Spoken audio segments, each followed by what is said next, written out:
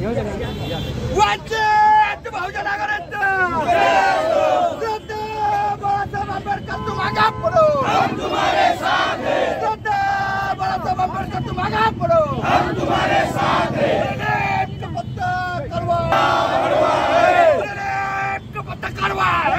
अज्ञात समाजकंटकांनी परभणीत संविधानाच्या शिल्पाची तोडफोड करून या देशाच्या एकात्मतेला आव्हान देण्याचा प्रयत्न केला। त्यातच बौद्ध समाजाच्या वस्तीत जाऊन पोलिसांनी लाठीचार्ज केला। सोमनाथ सूर्यवंशी या वडार समाजाच्या तरुणाचा पोलीस कोठडीत मारहाणीत मृत्यू झाल्यानं समस्त आंबेडकरी समाज पेटून उठला। अस्तित्व स्वाभिमानाची लढाई पुन्हा लढण्याचा निर्धार करून वंचित बहुजन महासंघाचे नेते प्रकाश आंबेडकर यांच्या मार्गदर्शनाखाली नाशिकमध्ये कार्यकर्त्यांनी सिटी सेंटर येथे गृहमंत्री अमित शहा यांच्या प्रतिमेला जोडे मारो आंदोलन करून निषेध नोंदविला। महानगर अध्यक्ष अविनाश शिंदे यांनी या घटनेचा निषेध केला।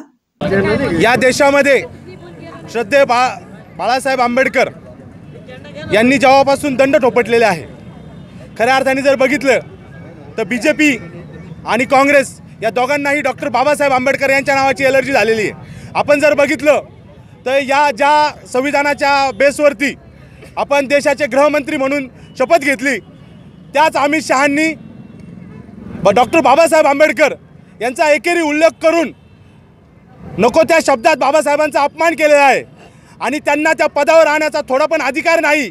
आम्ही आंदोलनाच्या माध्यमातून आपणास सांगू इच्छितो की अमित शहांनी त्वरित खुर्ची खाली केली पाहिजे। जर त्यांना बाबासाहेब चालत नसतील तर आम्हालाही संविधानावरती असा थर्ड क्लास तडीपार गृहमंत्री चालणार नाही।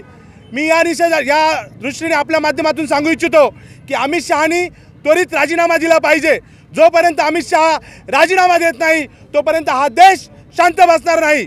वंचित बहुजन आघाडी आणि त्याचे सर्व पदाधिकारी आणि भीमानुयायी आणि मी सांगतो या देशातला प्रत्येक नागरिक, कारण डॉक्टर बाबासाहेब आंबेडकरांनी ज्यावेळेस या देशाला संविधान दिलं होतं त्यावेळेस त्यांनी कुठल्याही जाती धर्माचा उल्लेख न करता प्रेम्बलमध्ये त्यांनी सांगितलं होतं की मी सर्वप्रथम भारतीय आहे आणि जर मी भारतीय आहे तर त्या संविधानाचा आणि डॉक्टर बाबासाहेब आंबेडकरांचा प्रत्येकाला आदर पाहिजे।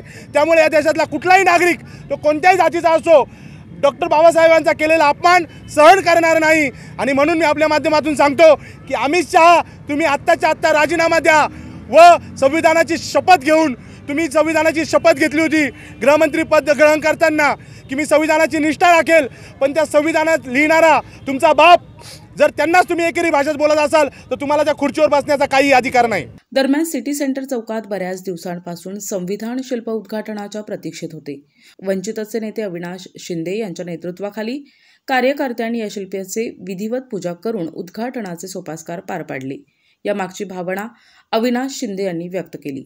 तुम्ही बघितलं असाल तर गेल्या 4 वर्षापासून नाशिक महानगरपालिकेच्या माध्यमातून संविधानाची प्रतिमा उभारण्यात आली आहे, पण वारंवार संविधानाचा अपमान करण्याचं दृष्टिकोन बीजेपीने डोळ्यासमोर ठेवलेला आहे आणि म्हणूनच संविधान लोकांना नको दिसावं, संविधान लोकांच्या मनात नको जावं म्हणून संविधानाला झाकून ठेवलं होतं।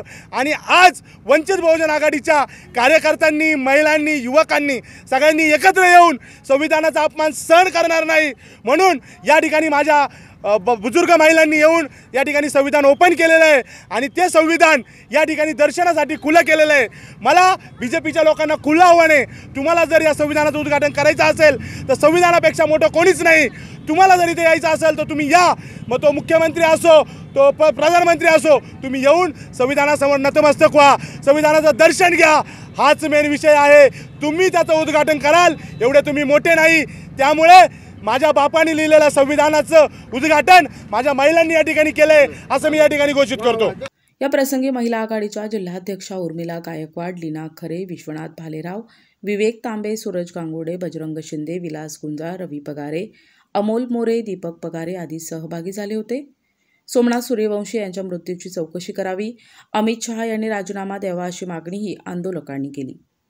प्रतिनिधी गुड्डू शेख, दिशा न्यूज, नाशिक।